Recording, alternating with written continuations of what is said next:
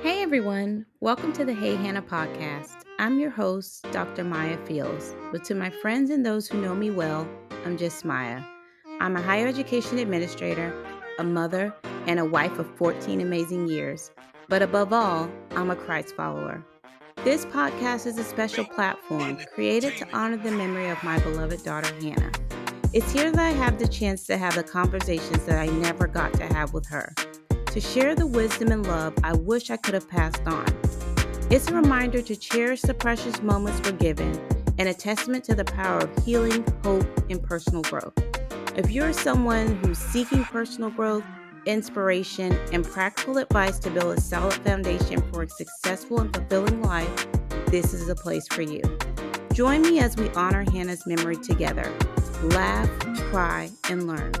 Get ready for a podcast that is so much more than you could ever imagine. The HeyHannah Podcast, healing hearts, one conversation at a time.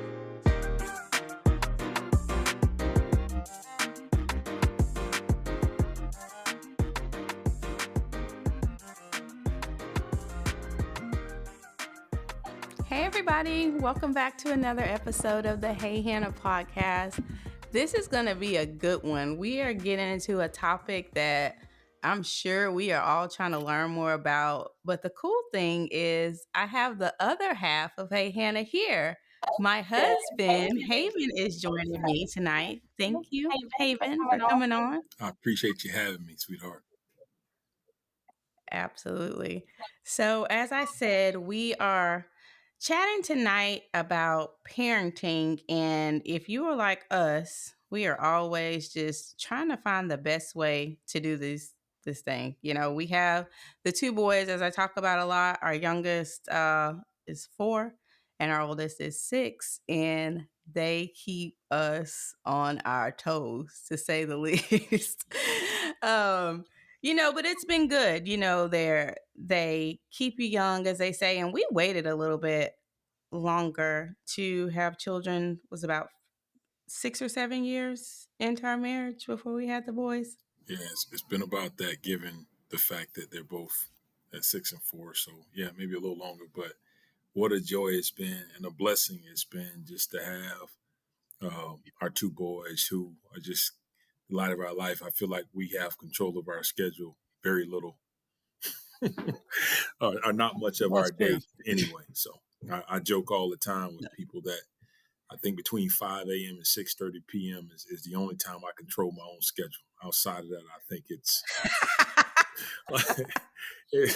for our boys and you and obviously work. We just don't have control of what may come next. So it's the unknown.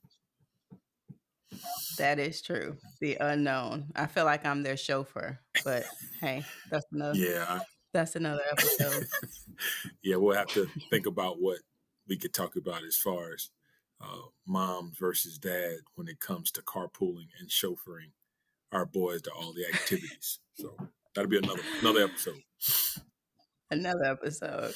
I know it's been very important for us. Just, we talked about even before we did dive into parenting. Like I said, we waited a bit intentionally. We wanted to make sure we had time to enjoy ourselves in our marriage, but we had conversations a good bit about having children at some point. And I know we talked a lot about just a foundation, like having them in church and spending time with them and things that we, thought would be important when they were here. And I feel like we're sticking to that a good bit. Do you feel like a lot of the things we talked about as far as an important foundation for them, like you still feel like they're the things we should stick to? Or have you felt like we've had to pivot a bit more since they've actually been here? Well, and I think for us, even with the things that we're doing, like most parents, you're really busy, but I think the foundation is so important. We've talked a lot about family values, and I think it's something that we'll be able to dig into even more, for them. I mean, modeling what we're doing and just being a parent. It's so much. It's so rewarding, so much fun, but it can be challenging. And they're watching everything we do, and so I feel like over time, with their ages and them being so close in age, 20, 21 months apart, they're watching us. Every move we make, they've got questions, they've got thoughts. I think it evolves as they get older, but the core of being a leader in this household just means for me that I've got to make sure that not only that fact that we're teaching them about our Lord and Savior, but modeling that within the home is so important, and is at the top of those family values for us.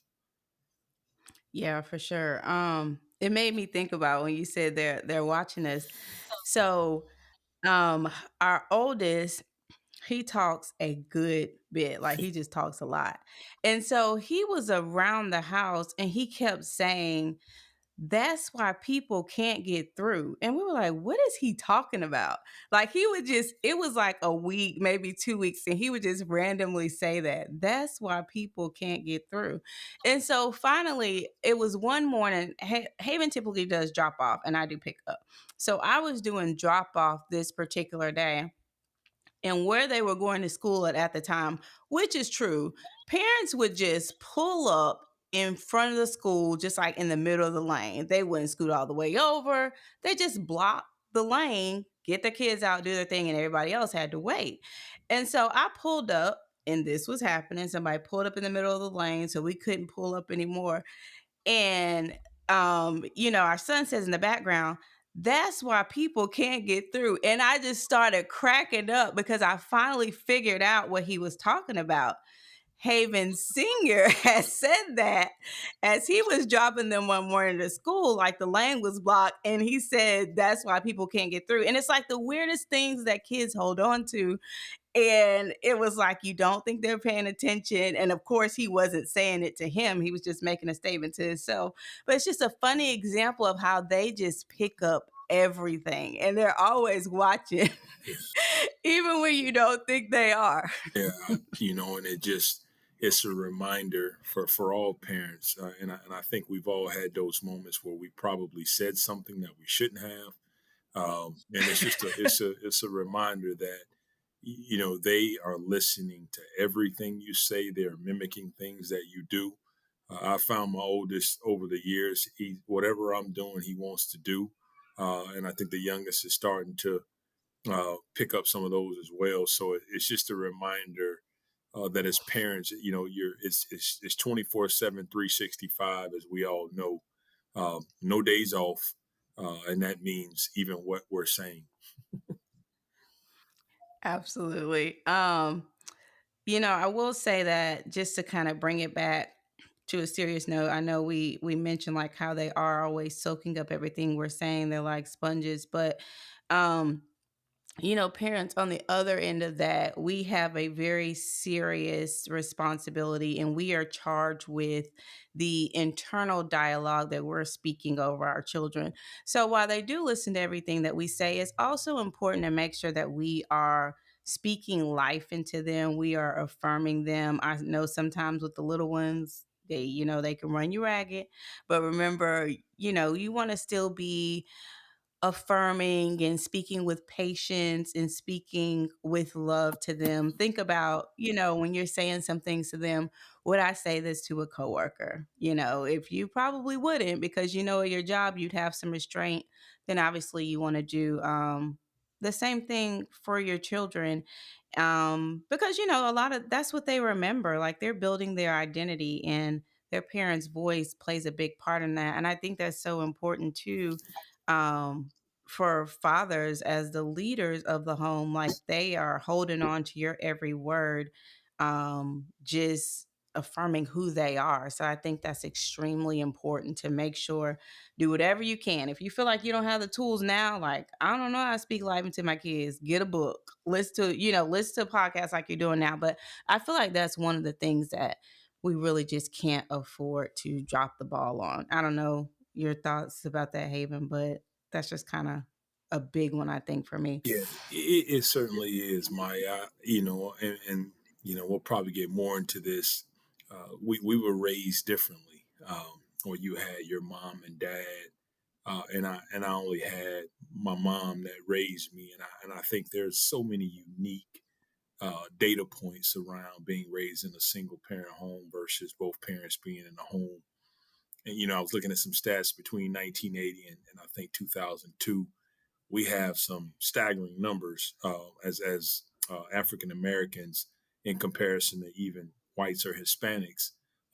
When you think about the proportion of children living in two-parent families, with two-family parent homes versus single, and for us, it's interesting looking at the numbers where in 1980, we're talking 42.2% for blacks, but in 2022 it was 43%, which is a staggering number. And I think Wow. about, and that's just some numbers I found as we were preparing for this interview, and I thought to myself, I think about black youth and the proportion of children living in the two parent homes at that time, and for me, I was in a single parent home, which those numbers are obviously higher for us, and being raised that way, you learn a lot of things, but my mom would often say, I can't teach you how to be a man, but I'm going to teach you what you need to value and the things that you need to do that are going to make you into the man that you need to be. And so I hang on to that and just say it is for me, for someone who did not see that. How do I model what I didn't see? How do I raise our sons in a way that I was not raised during my childhood? And that's where, again, leaning on my Lord and Savior and praying for Him to give me guidance and strength and wisdom, because you can't. It's very hard. And I think growing up in a single parent home, and I had a younger sister, um, and you don't get the chance to see what that looks like. I don't see my father going to work every day and hugging my mother before she leaves, which is something I know we've been big on, wanting our boys to see us being affectionate all the time, and them modeling that and understanding what it means to love people.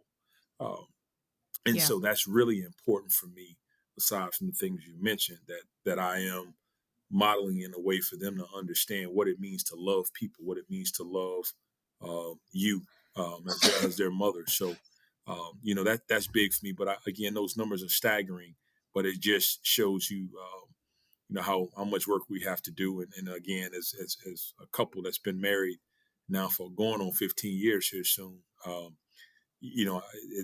say that with pride just because of what we know with two parent households versus single parent households, and the importance of modeling things and making sure our sons understand what it means to love, what it means to be committed, and what it means Yeah. to be disciplined in all that they do. Absolutely. Um, and I'll say this by the grace of God, and obviously your mother and the village around you did a wonderful job because you're still very successful, educated, great career. But do you feel like, just from your perspective internally, that you missed out on something specifically by not having your father directly in your life? Yeah, and it's still, even at 45 years old, it's still hard, because I know I missed out on so many different things. I hate to bring it back to my sons, but it's hard when growing up as a kid, you could see uh, young boys my age getting picked up by their father or out with their father, and not. I love my mom; she was the rock and such a strong woman, but it was very difficult because that's a piece of my life I don't really get to share with people about, and I pray that my sons, you know share that with other people and say, yeah, my dad took me here and I had a chance to do these things with my dad. And as they get older, being able to do more with them. I mean, we have a fun time now going to a bunch of Yeah. places and hanging out together. But it's really difficult. And there are days where I think about that, most days, because I didn't get that as a kid. I don't know what that feels like. Very little time with my father.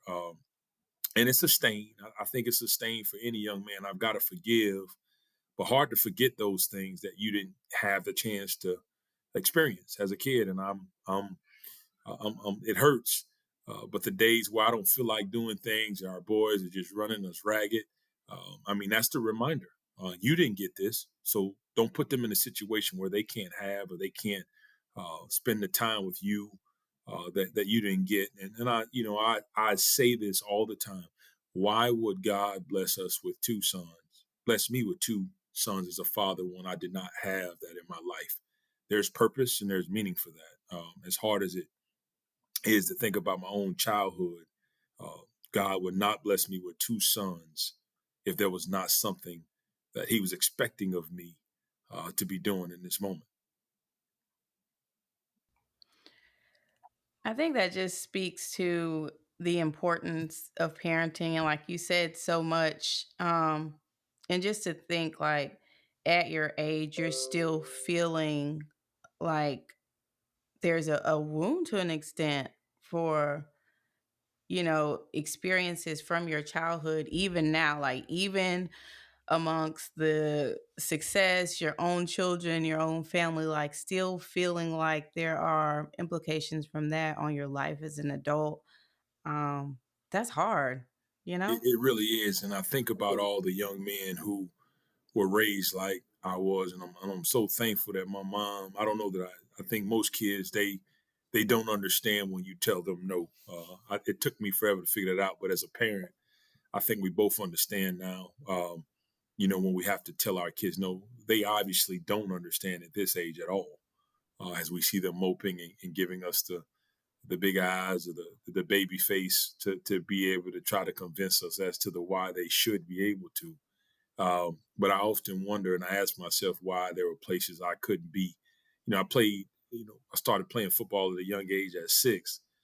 There are countless young men who, same age as I am, had probably more talent than I did. Certainly, I played with a lot of really talented young men, young boys that when it started in the little league, and several of them are not even here with us anymore. Several of them that I know that I got to know very well as kids, um, and they didn't have a structure where maybe their mom could do certain things for them that my mom was able to, and I don't take that lightly. I take that. I'm very humbled by that. I'm very thankful just because Yeah. again she did all she could, because there's so many unique stats about young people that grow up in single parent homes, young African American men that don't have a father in the home, are probably more likely to get in trouble, to go to jail, to not make it. And I think many of us have been the exception to the rule. So I'm just so thankful for the mothers out there that are focused on how to raise young men, no matter the color, but just trying to figure out a way to make it work. And I'm thankful for my mother and her desire and determination to make sure that she was able to get it done. Yeah, you mentioned like just on the other end of the spectrum, some young men who are in a similar situation end up, and we hear the stories all the time in the news, on the, in the streets, or involved in activity that is not necessarily going to help them prosper. What do you think made the difference for you? Because you didn't have, in and out of jail or a lot of, those types of things. But, you know, from you telling your story, you were in a situation where your father was not there. So what made the difference for you to like, stay on a path that was going to yield productivity for you in the future? Well, and I'll say this again. I was thinking about this, and I want to make sure I share data points with people. More than 1.1 million African American men are in prison in the United States, and about 500,000 of them are fathers. Um, my father obviously was one of those men that was incarcerated a lot throughout my life, and so for those that knew, probably thought that I would be on the same path. But to your question, I can simply say my mother just put the fear of God in me. No, I said I believe like, it. I mean, just obviously discipline, discipline more than anything else. But I think giving me an outlet through allowing me to go to camps and sports and still being that mom that was just a huge supporter. Um, ironically enough, it comes full circle. And you and I have never talked about this, but aside from the discipline at times, she raised me a lot like you raise our boys. There were times where she would sit me down and hug me and love on me and tell me why I got to get things right. And I think that speaks to who she was. Certainly disciplined, and I know I'm more of a disciplinarian than you at times with our boys, and more stern, I should say, with them than you are. But yeah, I believe that helped. She made me feel like I could do anything. She believed, um, and she put a lot into it. And she wasn't just raising me; she was raising my younger sister. And we have a unique household. As I talk about being raised, we did not have the same father, and so that's even more of a uniqueness to the way she raised us. We had, growing up in a single parent household, and I'm sharing the story, the truth, being being raised in a single parent household with two different fathers, and she still found a way to make sure that we got things done and that we had all we needed, not sometimes what we wanted, and I think that there's that alone helped me realize the importance of the things that my mom was trying to do, and I don't always understand it, but certainly was thankful to have a mom who was my biggest cheerleader and was just working to make sure I had opportunities. And I think that's what we all want to give our children, opportunities more than what we had. And that was her focus, which is why I Absolutely. think I think that made the difference. She opened my eyes up to things that she probably didn't see as a kid, and wanted to make sure I at least had the ability to recognize what could be. Yeah, absolutely. And kudos to her. I think, um, we have to give credit for her foresight in being able to make sure that there was a respect factor there. Obviously, when you were much younger, because for those of you who are not joining us on YouTube or who don't know Haven, he's a bigger fellow, and he played linebacker, so he was a lot bigger. His mother is not. So there had to be that respect factor there, because I mean, you were a large guy, and at some point you just gonna have to have the respect to know, like, hey, listen to mom. She has the knowledge, and she wants the best for me. I think that's probably you probably see like the most tension with that with teenagers, and I think a lot of us can relate to that. We remember ourselves as teenagers thinking like, oh, we know everything and our parents just crazy. And now getting on the other end and realizing like they know what they're talking about. They just want the best for me. So kudos to her for making sure that that foundation was straight, so when you were a lot bigger, there wasn't a lot she had to do. Yeah, I don't know that it mattered, given again this respect factor, as you said, and all the things that I worry about. Again, young men, of color, or just young men being raised in a single parent home. Fathers are not around. There's so many things that I think about that could be, whether it could have been that I had low self esteem because I was worried about the fact that my father didn't want me. I was depressed. I had situations where I probably would have nightmares waking up through the night. There's so many things that can come from that. But again, I go back to that four-letter word, love, that was always in my household. We were always rich in that over everything else. So I think that that's what, again, is so important, in particular for single moms. Listen and just continue to love on your children. For the fathers that are not around, find a way to be involved. Um, your sons, your daughters need you. We often don't realize the impact we have until we get involved, and so I make that statement as a follow up point to what you just said. I think maybe, and I'm just thinking like from a perspective of a parent who hasn't been involved, and they can look from away and see like, it seems like my kid's doing good. Should I even jump in and mess it up. Like, they don't need me. They're doing great, you know. But from what you're saying, like, it doesn't really matter the environment. Like, the child is still going along for some form of acceptance or love from that other parent. Am I hearing you right with that? Yes, my father and I have a better relationship today than we've had, but I still think at times it's hard for him to understand the impact or effect that it may have had on me. He can see it from his perspective, but never my own. And having the thought that, well, you're doing well. You've got a beautiful wife. You've got two sons. You're doing well in your career. You and your wife are obviously educated and have done some great things in your life. Um, and not that I would give all that up for anything, because I wouldn't. We have been blessed beyond measure. But if I had the chance to start all over to have a relationship with my father, it would certainly mean something to me just because I didn't have it. And I Yeah. often wonder if if that piece of my life, um, even now we can get to a place where we are just like best friends, because you're my best friend, but I think every young man wants to know that he could have that relationship with his father. But it's something that I think we got to continue to work on.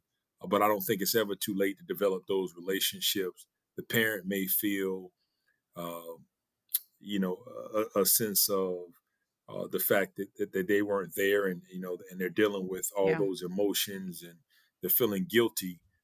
But at the end of the day, if you have a chance to develop that relationship, I don't ever think it's too late. You've just got to be willing to own some things and understand that some of it may be painful for you, but it's just as painful for your child who didn't have the time with you that they needed. Yeah, it kind of reminds me of those billboards. You'll see a lot. I think it's like foster care billboards, and it's like you don't have to be perfect, you just have to be there. And I think a lot of times we get in our own heads about stuff, or what are they gonna say or what are they gonna do? But um, sometimes we just gotta get over our own egos. Even if like, I'm gonna be embarrassed, like, I'm gonna have to eat a little bit of crow because you just gotta do it because there's not um there's not really a time when your child isn't going to need you. I feel like parenting never stops. My dad and I were a lot closer when we were younger. So, well, when I was younger, well, I guess he was younger too. But he would coach like my little league teams. I ran track and cross country, and I can remember him like, especially with the cross country, because you're running a lot. And as I would get like towards the end, like he would come and run beside me and like pumping me up, like, you got this, keep going. And, like basically like my hype man. And, you know, um, he went to all the events at the school, like the PTA and PTO and all this kind of stuff.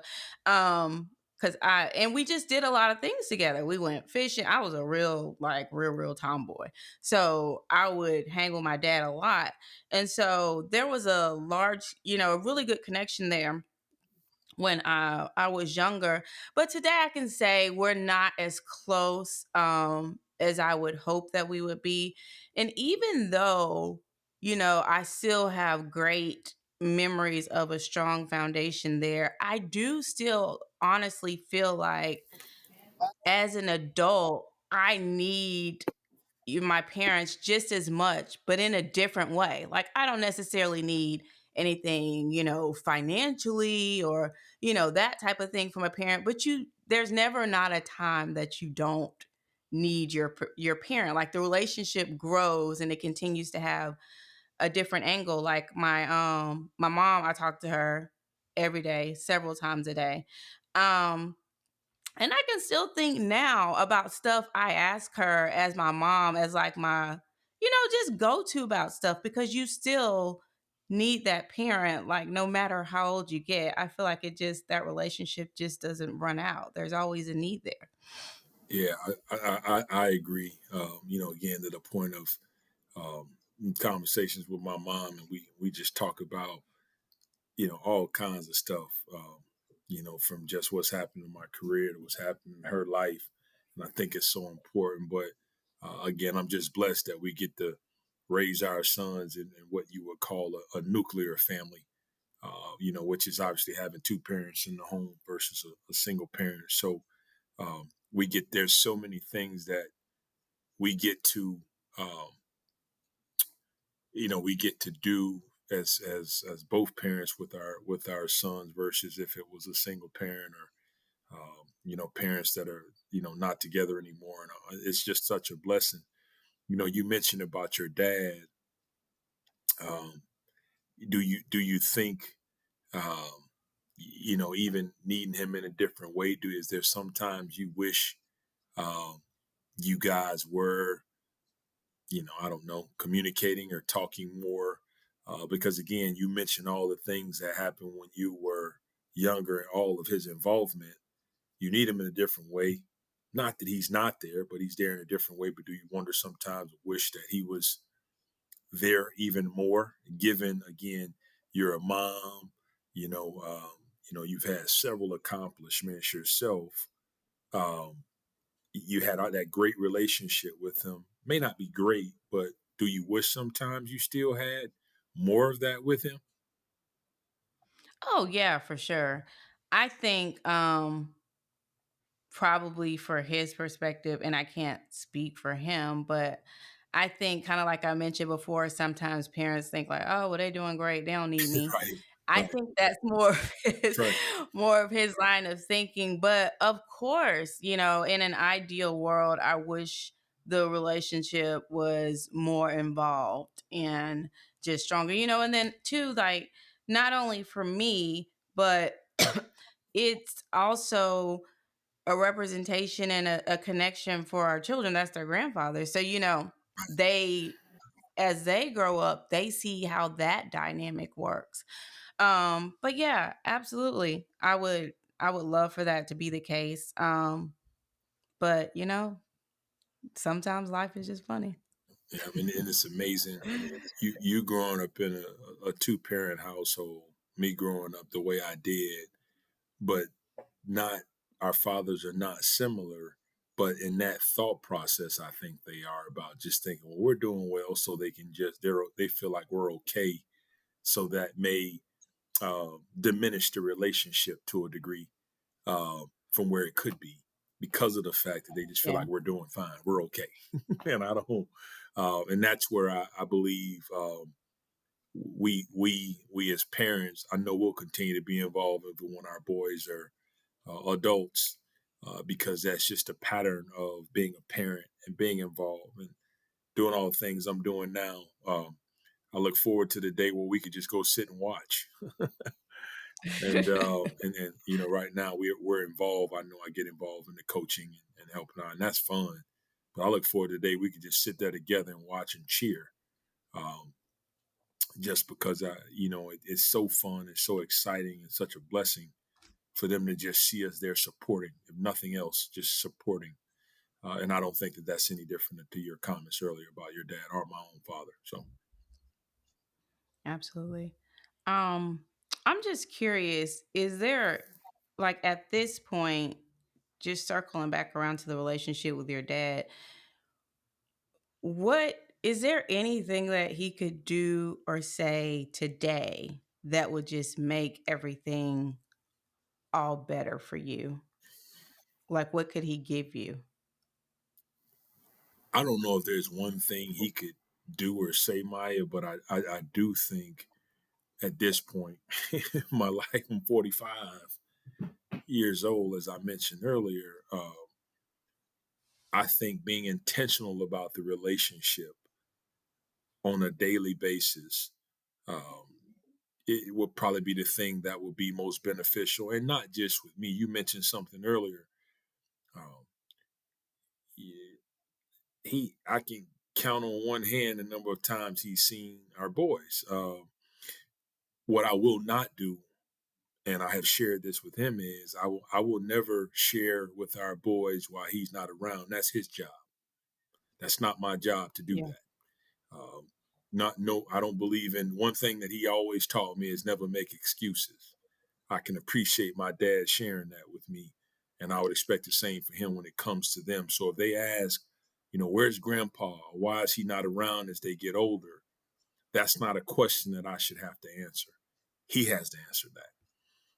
So I think Yeah. just being consistent in the ability to spend time, and it comes full circle. As a kid, I didn't get it, and now I'm not seeing him much, but more so, my boys don't really get to know their grandfather. You're talking three generations of Fields boys, men, and they don't get to, they haven't consistently got to see that yet. But again, I'm praying that we could figure out a way to make that happen, because again, we talk about breaking cycles, within families, and many of us have them, no matter the color, race, your ethnic group, whatever you want to refer to. We all have dysfunctional. We all may have some dysfunction within our families, and one of the things for me that's Oh, for sure. important is that we break this cycle again of I'm getting to spend time with my boys, but my father getting to spend time with me, and along with my sons. I believe that's really important for us right now, as men, as Fields men, to break that cycle. Just because I want them to understand when they have children that they need to be around as well, no different. And I plan to be around with their children, and I want them to see that from my father, so they know how to model it Yeah. when they have children and grandchildren. Um, and so you can't really break the cycle if you can't get part of the beginning of it to operate in a way that it should, for everybody to be able to model what it should be. Yeah. Um, that was good. You said a lot. I thought of a few things. The first thing I want to say is it's interesting to hear you talk, especially about the dynamic of the relationship with your dad, because I feel like we're seeing forgiveness in action. And I always like to hear from individuals who really have like some depth or some life experience in a particular area speak about it. I feel like everybody talking about, oh, forgive, forgive, when they really haven't had to forgive anything. Or they're talking about, oh, faith, faith, faith, when they haven't really been through like the fire and the flood. But when you see someone who's had situations that are, you yourself would probably find hard to forgive. If you ever get a chance to hear from them, I think that's the time you should definitely be not talking, but listening and tuning in, because that's when we're really getting to see what's on the inside of someone come out. Because we all say what we would do until it's actually us. And then, we do something different. Um, Right.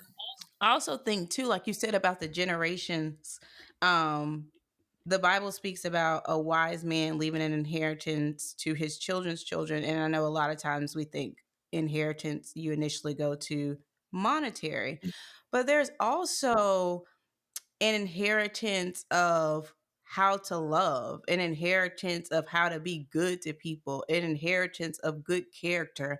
Like there's, whether you are actively working on what that inheritance is you're leaving or not, it's going to show up. So I think that's something we all should be thinking about. Like, what are we actively depositing in or leaving as our legacy for our children? Are we going to be leaving a legacy of being absent, not being present, putting them, they're not a priority? Or are we leaving, um, a legacy where we're showing our kids, good moral character, how to love, how to be good people? When I think about some of the most moving and touching stories or just commentary I hear about individuals when they're talking about their parents or what they remember most, it's, I don't think I've ever heard anyone say, "Ooh, I just love that my mom or my dad left me millions." I mean, I'm sure that's great, but they're typically talking about like, they always were just so loving. If I made a mistake, they were there to, they believed in me and all that kind of stuff. It's just those things that money just can't buy, that passes on and sticks with your children just like years and years to come. I couldn't agree more. And I reference the thing that I am so appreciative of a really close friend of ours who um, religiously pours into young people. He's a mentor for so many.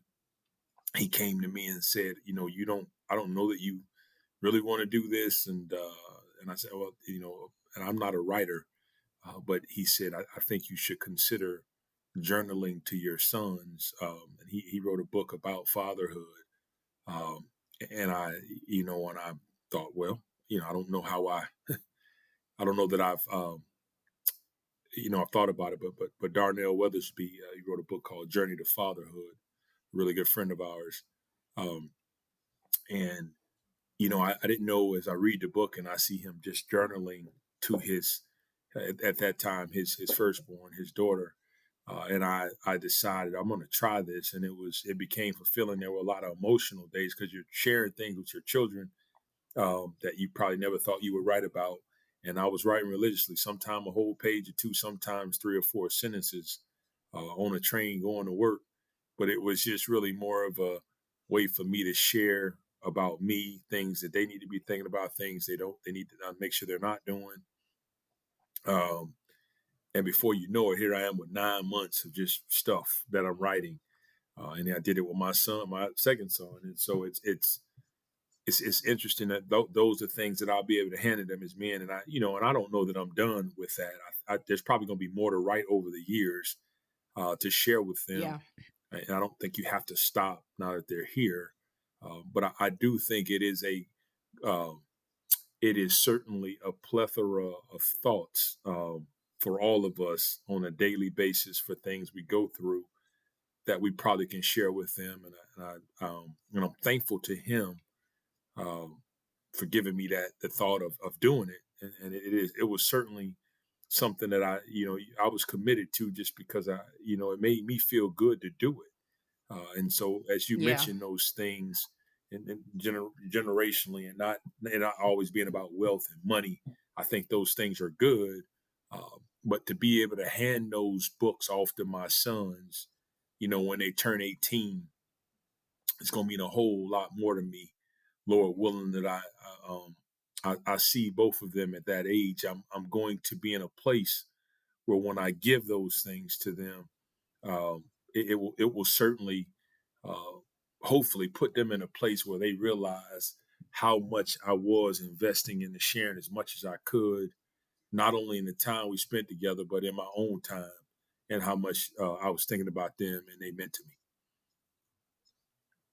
Yeah. That's awesome. I remember you, writing the journals for them and seeing you like really stay consistent with that. It was inspiring to see you actually doing that. And like you said, I'm sure that will mean a lot to them when they do receive that.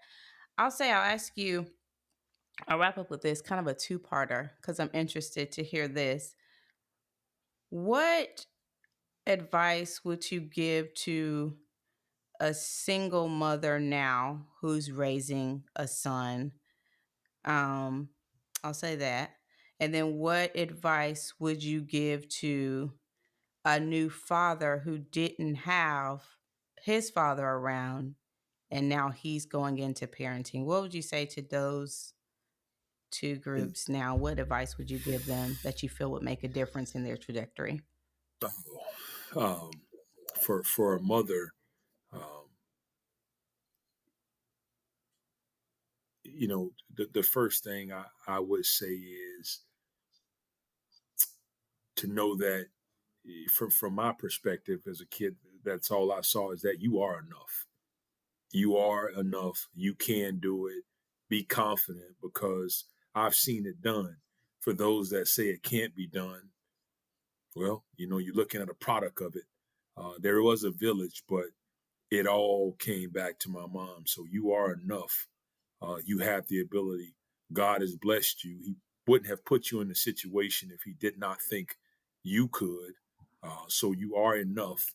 Um, and the second thing I would say is, um, you know, the blessing that you gave birth to and that you're raising, uh, you are preparing him for the world. So don't take it for granted. Even the days that you are frustrated, even the days it's not going very well, and even with all the things that the data and stats show about young people being raised in a single parent home and what that could mean. Going back to my thoughts earlier in this session about raising a young man, and it could put him in a situation where he gets in trouble, or he becomes he becomes someone that's depressed, or mentally he's not there. Uh, love him, love him, love him, and make sure he understands that um, you are his biggest cheerleader. You are his mom, but you are so many different things um, to him or her, for that matter. And again, I go back to you are enough. Um, as hard as it is, just keep going. Just don't stop. For the father, the new father,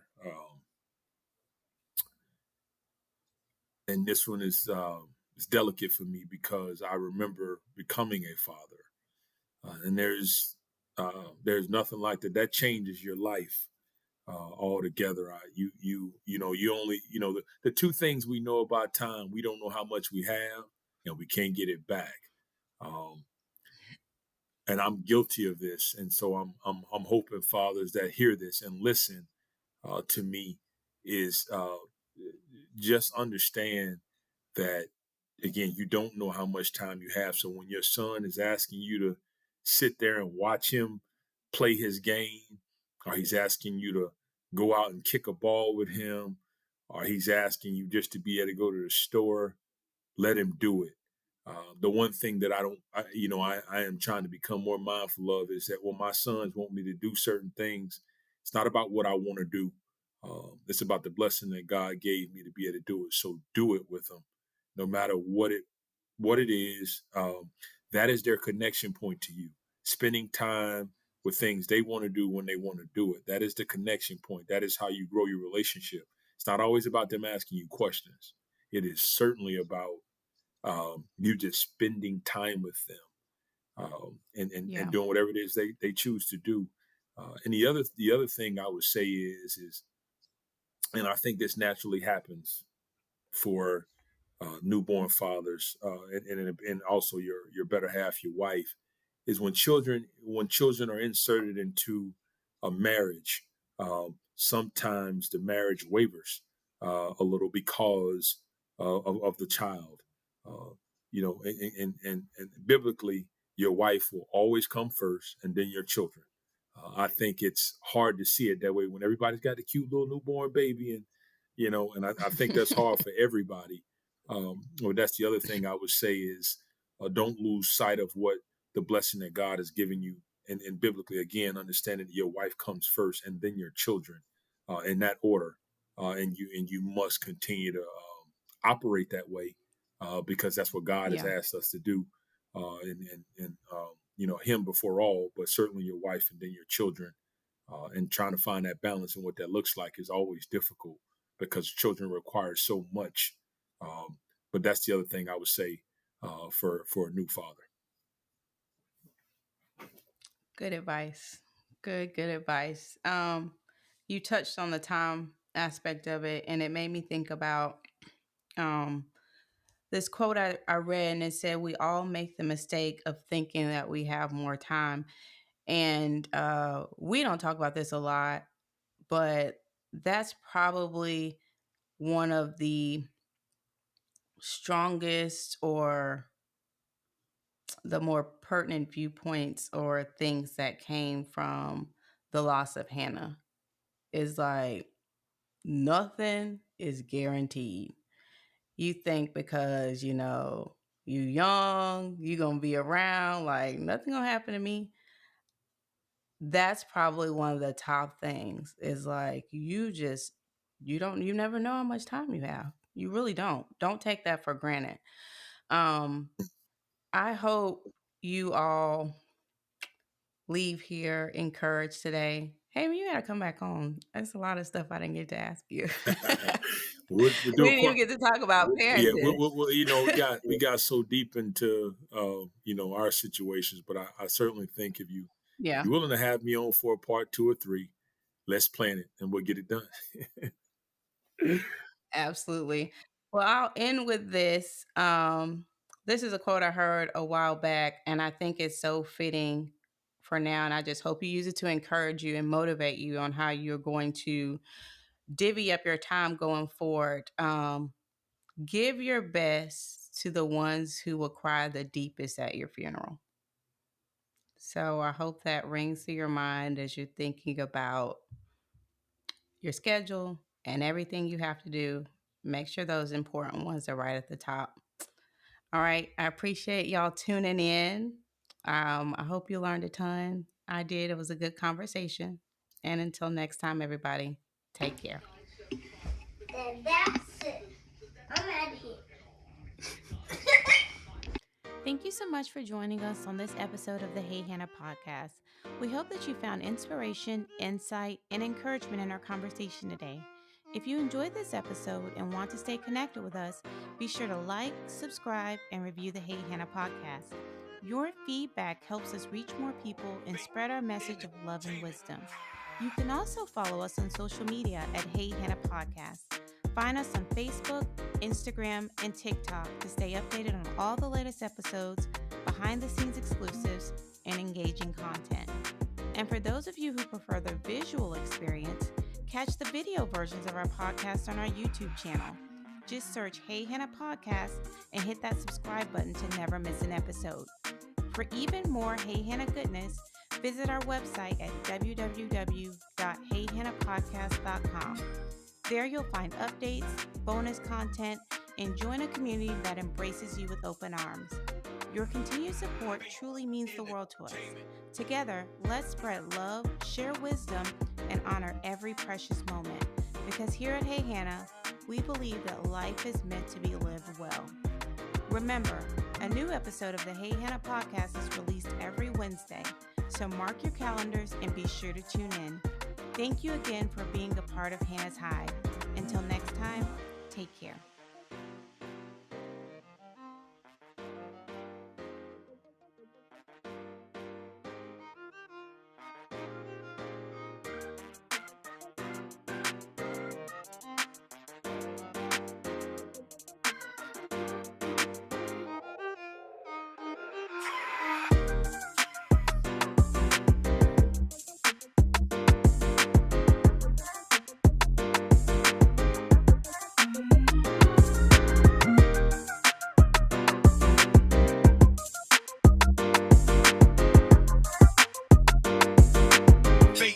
In the